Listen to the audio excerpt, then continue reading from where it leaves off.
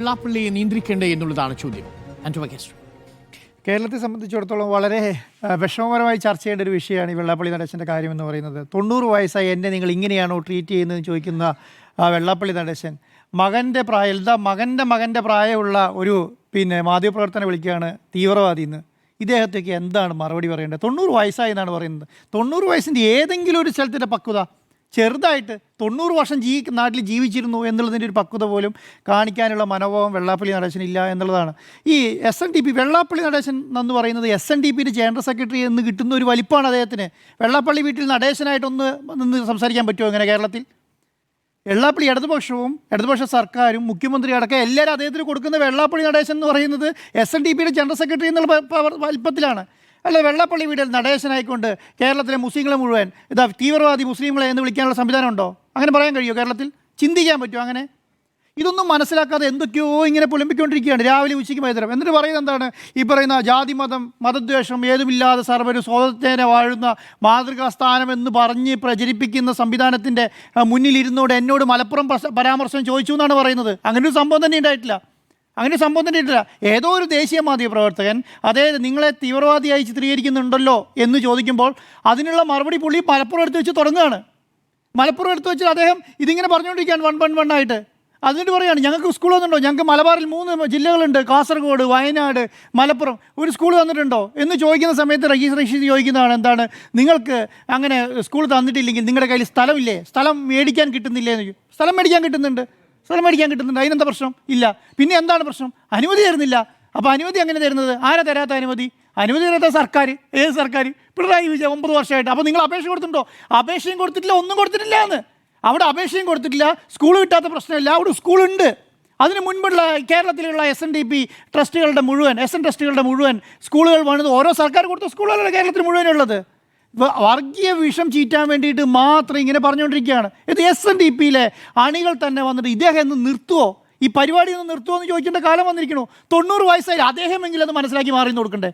അദ്ദേഹം എന്താ വിചാരിക്കുന്നത്? SNDPയിൽ SN ട്രസ്റ്റിൻ്റെ അകത്ത് ആരുമില്ല ഇദ്ദേഹത്തെ പോലെ മാന്യനായി ഇദ്ദേഹത്തോട് സംസാരിക്കാൻ കഴിവുള്ള, ഇദ്ദേഹത്തെ പോലെ ഈ സംഘടന നയിക്കാൻ പറ്റുന്ന ആളില്ലാന്ന് വിചാരിച്ചിട്ടാണ് ഇരിക്കുന്നത്. അങ്ങനെയാണോ SNDPയിലെ അവസ്ഥ എന്ന് പറയുന്നത്?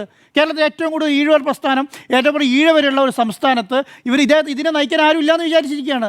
ഞാൻ 100 വയസ്സായാലും ഞാൻ തന്നെ ഇരിക്കുമെന്ന് പറഞ്ഞിട്ട് ഇങ്ങനെ പറഞ്ഞുകൊണ്ടിരിക്കുക. ഇദ്ദേഹം മുസ്ലിങ്ങൾക്കെതിരെ മാത്രം ഇങ്ങനെ പറഞ്ഞുകൊണ്ടിരിക്കുകയാണ്. കേരളത്തിൽ മാറാട് കലാപം ഉണ്ടാകും എന്ന് പറയുന്നത് പൊട്ടാസ്യം സൈനൈഡാണ് മുസ്ലിം ലീഗ് എന്ന് പറയുകയാണ്. ആരെങ്കിലും പറഞ്ഞിട്ടുണ്ടോ? BJP പോലും പറഞ്ഞിട്ടില്ല എന്ന് പൊട്ടാസ്യം സൈനൈഡാണെന്ന്. ഒന്ന് ആലോചിച്ച് നോക്കിയാൽ കേരളത്തിൻ്റെ ഒരു സാമുദായിക നേതാവ്, വേറെ ഏതെങ്കിലും ഒരു സാമുദായിക നേതാവ് ആരെങ്കിലും ഒന്ന് ചൂണ്ടിക്കാട്ടോ ഇങ്ങനെ പറഞ്ഞിട്ടുള്ളത്? കാരണം ഇദ്ദേഹത്തിനെ പ്രശ്നം എന്താ? SNDPനെ കുറിച്ച് എന്തെങ്കിലും ആവശ്യം ഇദ്ദേഹം ഉന്നയിക്കുന്നുണ്ടോ? SNDPക്ക് എന്തെങ്കിലും ആവശ്യം ഇതുവരെ ഉന്നയിച്ചാൽ നിങ്ങൾ കേട്ടോ? ഒരു 5-10 വർഷത്തിനുള്ളിൽ SNDPക്ക് ഇന്ന കാര്യം ചെയ്തു തരണം, SNDPക്ക് ഇന്ന കാര്യങ്ങൾ ചെയ്തു തരണം, ഇന്ന കാര്യങ്ങളുടെ ഷോർട്ടേജ് ഞങ്ങൾക്കുണ്ട്, ഈ SNDP ഈഴവ സമുദായത്തിൽപ്പെട്ട പാവങ്ങൾക്ക് ഇന്ന കാര്യങ്ങൾ ഞങ്ങൾ ചെയ്തു തരണം, ഇന്ന കാര്യങ്ങളെ ഞങ്ങൾ ഉദ്ദേശിപ്പിക്കണം, ഇന്ന സ്ഥലങ്ങൾ ഞങ്ങൾക്ക് ഡെവലപ്പ് ചെയ്യണം, ഇന്ന കാര്യങ്ങൾ ഞങ്ങൾക്ക് ചെയ്യണം, എന്തെങ്കിലും പറയാൻ നിങ്ങൾ കേട്ടിട്ടുണ്ടോ? അതൊന്നും പറയാതെ പറയുന്നത് അറിയോ? നിങ്ങളതാ ലീഗിനെ കണ്ടില്ലേ? നിങ്ങൾ മുസ്ലിങ്ങളെ കണ്ടില്ലേ? അവർക്കതാ കാറുണ്ട്, അവർക്ക് വീടുണ്ട്, അവർ ഗൾഫിൽ പണിയെടുക്കുകയാണ്. നിങ്ങൾക്കതാ മലപ്പുറത്ത് ഇവരെല്ലാം കൂടിയിട്ടുണ്ട് തീവ്രവാദം ഉണ്ടാക്കുകയാണ്. ഇതൊക്കെ എന്ത് രാഷ്ട്രീയമാണെന്ന്? ഇദ്ദേഹത്തിൻ്റെ രാഷ്ട്രീയം കേരളത്തിൽ ആർക്കെങ്കിലും കേൾക്കണോ? ആർക്കെങ്കിലും വെള്ളാപ്പള്ളി നടേശൻ്റെ രാഷ്ട്രീയം കേൾക്കേണ്ട കാര്യമുണ്ടോ? അദ്ദേഹത്തെ രാഷ്ട്രീയ നേതാവായിട്ടാണ് കേരളത്തിലെ ആൾക്കാർ കാണുന്നത്. അദ്ദേഹത്തെ ഒരു മത നേതാവ് എന്നുള്ള നിലയ്ക്കും അല്ലെങ്കിൽ ഒരു സമുദായ നേതാവ് എന്നുള്ള നിലയ്ക്ക് മാത്രമേ കാണുന്നുള്ളൂ. സമുദായ നേതാവായിട്ട് മാത്രമേ കാണുന്നുള്ളൂ. അദ്ദേഹത്തെ രാഷ്ട്രീയ പ്രസംഗം ആർക്കാണ് കേൾക്കേണ്ടത്? അദ്ദേഹം പറയുന്ന മുഴുവൻ UDFിനെയും LDFിനെയും കോൺഗ്രസിനെയും BJPയെയും CPIഎമ്മിനെയും ഒക്കെ ഇരുന്ന് മര്യാദ പഠിപ്പിക്കുകയാണ്. അദ്ദേഹം മര്യാദ പഠിപ്പിക്കാത്ത പാർട്ടി ഏതാ കേരളത്തിലുള്ള? ഏതെങ്കിലും ഒരു പാർട്ടിനെ വേണ്ട. ഇദ്ദേഹം കൊണ്ടുവന്ന പാർട്ടിയല്ലേ BDJS? ഏതെങ്കിലും ഒരു സ്ഥലത്ത്, ഏതെങ്കിലും ഒരു മണ്ഡലത്തിൽ 1 ലക്ഷത്തിന് മേലെ വോട്ട് കിട്ടിയോ? അവർക്ക് ഒരു മണ്ഡലത്തിൽ കിട്ടിയോ? സ്വന്തം മകനെ മത്സരിപ്പിച്ചിട്ട് 80,000 വോട്ടാണ് കിട്ടിയത്, 89,000 വോട്ടം കണ്ട കിട്ടിയത്. സ്വന്തം മകനെ മത്സരിപ്പിച്ചിട്ടാണ് പറയുന്നത്. അവിടെയുണ്ട് 2.5 ലക്ഷം ഈഴവർ. അവിടെയൊന്നും സംഭവിച്ചില്ല എന്നുള്ളതാണ്. അപ്പോൾ ഒന്ന് ആലോചിച്ച് നോക്കിയാൽ കേരളത്തിലെ ജനങ്ങൾ ഇദ്ദേഹത്തെ എങ്ങനെയാണ് കാണുന്നത്? ഇത് സ്വയമെങ്കിലും എന്തൊരു റിപ്പോർട്ടർ ടി വി എന്ന് പറഞ്ഞിട്ടുള്ളൂ. ചോദ്യം ചോദിക്കാൻ പാടില്ല എന്ന് ഇങ്ങനെ ചോദിക്കുന്നത്, ചോദ്യം മറുപടി ഉത്തരം മറുപടി ചോദ്യം അങ്ങനെയല്ലേ വരിക? അത് ചോദിക്കാൻ പാടില്ല. പിന്നെ നാക്ക് കടിച്ചിട്ട് വരികയാണ്. ഇപ്പം ശരിയായി. ഇത് പണ്ട് ഇങ്ങനെ നടന്നു പോകുന്ന സമയത്ത് നാക്ക് പിടിച്ചിട്ട് ഇങ്ങനെ മണ്ടയ്ക്ക് കൊടുക്കില്ല ആൾക്കാർ. ആ ശൈലിയാണ്. ഇങ്ങനെ തലയ്ക്ക് ടേ എന്ന് പറഞ്ഞ് അടിക്കുന്ന ഒരു ശൈലി ഉണ്ടല്ലോ മൈക്കിൽ. എന്നിട്ട് ഇത് വെള്ളാപ്പള്ളി നടേശൻ മേടിച്ച് വെച്ച് മൈക്ക് പോലെ അടിച്ചുകൊണ്ടിരിക്കുന്നതിനിട്ട് ഇതിലാണ് എടുത്തറിയണോന്നാണ് ചോദിക്കുന്നത്. ഈ സാമാന്യ ബോധമുള്ള കേരളത്തിലെ ഏതെങ്കിലും ഒരു രാഷ്ട്രീയ നേതാവ് അല്ലെങ്കിൽ സോറി മത നേതാവ് അല്ലെങ്കിൽ ഈ പറയുന്ന സമുദായ നേതാവ് ഇതുവരെ ഇങ്ങനെ ചെയ്തിട്ടുണ്ടോ? ഒരാളുടെ പേര് പറ. അദ്ദേഹത്തിൻ്റെ വാക്ക്, അദ്ദേഹം പറയുന്ന വാർത്താ സമ്മേളനം ഏത് ടെലികാസ്റ്റ് ചെയ്യുന്ന പഴയ പോലെ അല്ലാന്നേ. പഴയ പോലെ വീഡിയോ എന്താണ് വെള്ളാപ്പള്ളി നടേശൻ എഴുതി ഒരു ലെറ്റർ ആക്കിയിട്ട് അതുകൊണ്ടിട്ട് പ്രധാനപ്പെട്ട മാധ്യമ സ്ഥാപനത്തിലേക്ക് കൊടുക്കുമ്പോൾ അത് ടെലികാസ്റ്റ് ചെയ്യുന്ന ശൈലി മാറി. ഇത് ലൈവാണ് പോയിക്കൊണ്ടിരിക്കുന്നത്. ചോദ്യം ചോദിച്ചില്ലെങ്കിൽ ജനങ്ങൾ ചോദിക്കും നിങ്ങൾ എന്തുകൊണ്ട് ചോദിച്ചില്ല എന്ന് ചോദിക്കില്ലേ? കേരളത്തിൽ പറയുന്ന 33% വരുന്ന മുസ്ലിങ്ങളുടെ നാവാവണ്ടേ കേരളത്തിലെ മാധ്യമങ്ങൾ? ആവണ്ടേ?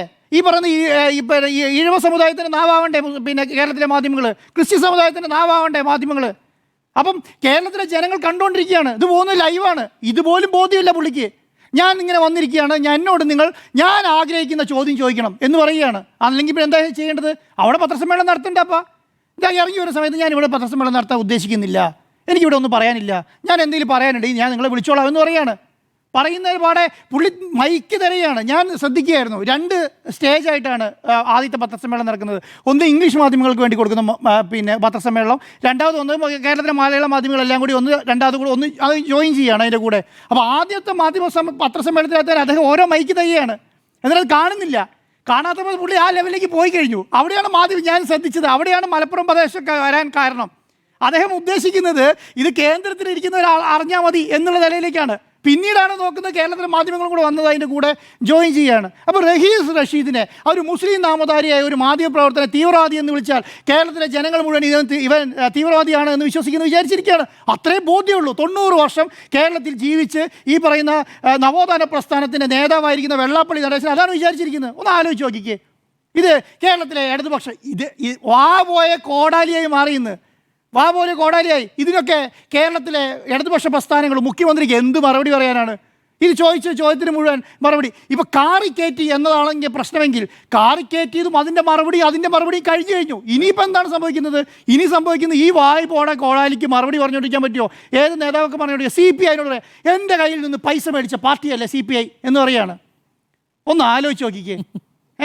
എൻ്റെ കാർ ഉപയോഗിച്ചു, എൻ്റെ വാഹനം ഉപയോഗിച്ചു, എൻ്റെ സ്വത്ത് ഉപയോഗിച്ചു, എൻ്റെ മുതലുപയോഗിച്ചു, എന്നോട് CPI പണം വാങ്ങി.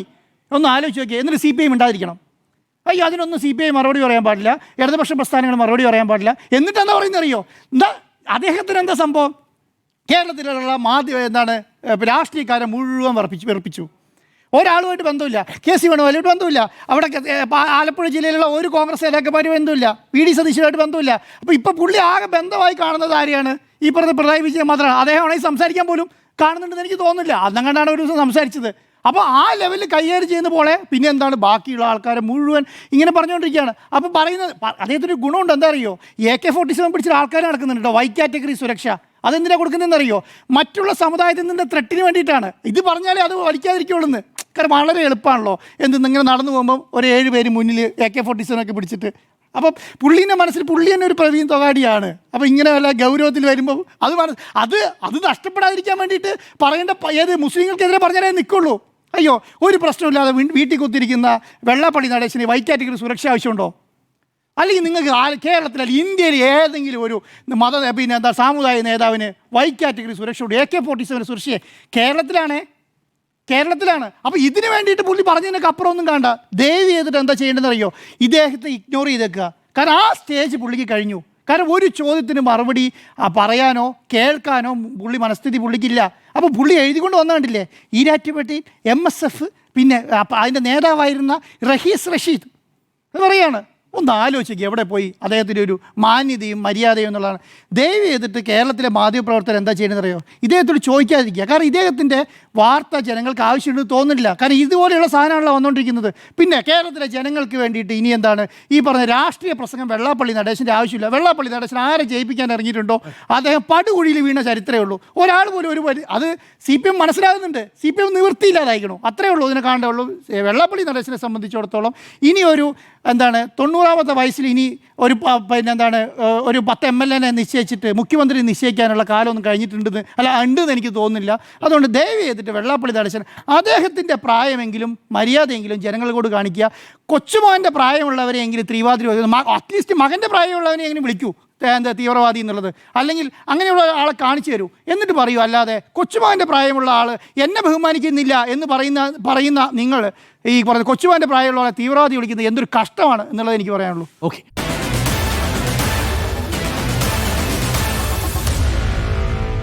Meet the editors.